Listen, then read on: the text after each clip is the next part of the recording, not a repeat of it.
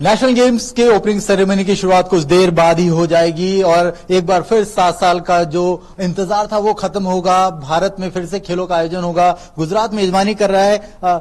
किस तरह से आपने यहाँ पर एक और नया जिम्मा उठाया है? टोक्यो ओलंपिक का आपने थीम सॉन्ग तैयार किया था, नेशनल गेम्स के लिए क्या खास है? मेरे लिए बहुत ये ऑनर की बात है कि नेशनल गेम्स के ओपनिंग सेरेमनी में मुझे मौका मिल रहा है संगीत बजाने का।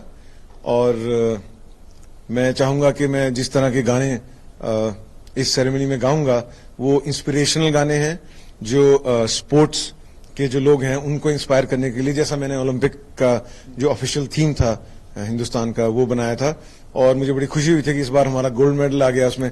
तो मैं मजाक भी कर रहा था, मैंने बोला मैंने इसमें बनाया है थीम और पहली बार हमारा एथलेटिक्स में गोल्ड आया नीरज चोपड़ा जी के, उससे उन्होंने इतना अच्छा प्रदर्शन किया।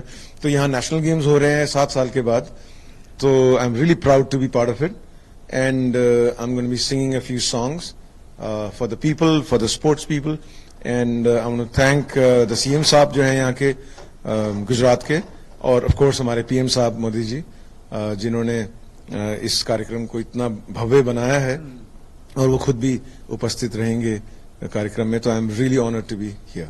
ऑडियंस के लिए क्या कुछ खास होगा मोहित जी के किटी बैग के अंदर से जो उनको कनेक्ट करेगा इस बार? कुछ गा के बताएंगे या कुछ अपने अंदाज में बताएंगे?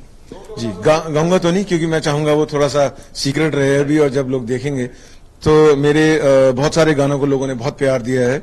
और तो मैं कुछ गाने, मेरे कुछ पॉपुलर गाने गाऊंगा, लेकिन जो इंस्पिरेशनल गाने हैं, बहुत रोमांटिक गाने नहीं गाऊंगा, क्योंकि ये नेशनल गेम्स है, हमारे देश का गौरव है। हमारे देश के एथलीट्स यहाँ पर होंगे सब स्टेट्स के और वो compete करेंगे, तो इंस्पिरेशनल गाने कुछ गाऊंगा। तो कुछ गीत हैं मेरे जो बहुत पॉपुलर हैं, जो उस कैटेगरी में आते हैं, कुछ वो गाऊंगा और कुछ मैं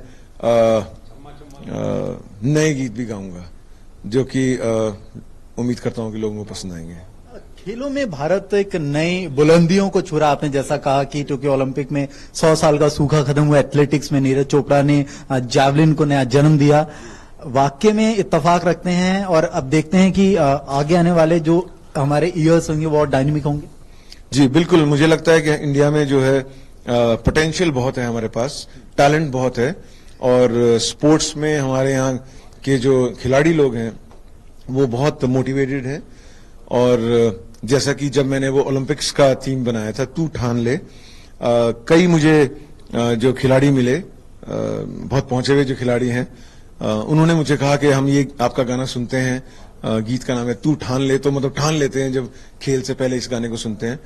तो हिंदुस्तान में हमारे बहुत बहुत अच्छे अच्छे खिलाड़ी हैं, और मुझे लगता है कि अब हमारी शुरुआत हो चुकी है और हम लोग दुनिया में टॉप के जो कंट्रीज हैं, जो स्पोर्ट्स में माने जाते हैं, उनमें हमारा अब नाम आने लग जाएगा और बहुत सारे मेडल्स हम लोग जीतेंगे। और मुझे लगता है कि हमारी जो सरकार है वो भी बहुत बहुत अच्छा सपोर्ट कर रही है खिलाड़ियों को, और उनको बहुत प्रोत्साहन भी मिलता है। हमारे जो स्पोर्ट्स मिनिस्टर हैं अनुराग जी, वो भी बहुत बहुत अच्छा काम कर रहे हैं। उनकी वजह से भी बहुत बहुत मोटिवेशन हो रहा है स्पोर्ट्स के लोगों को, देश को मोटिवेट कर रहे हैं वो स्पोर्ट्स के लिए।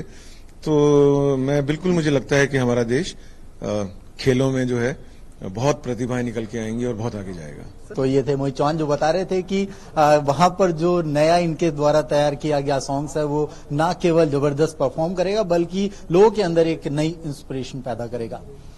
कैमरामैन विनय के साथ मैं मुकेश शुक्ला, डीडी न्यूज अहमदाबाद।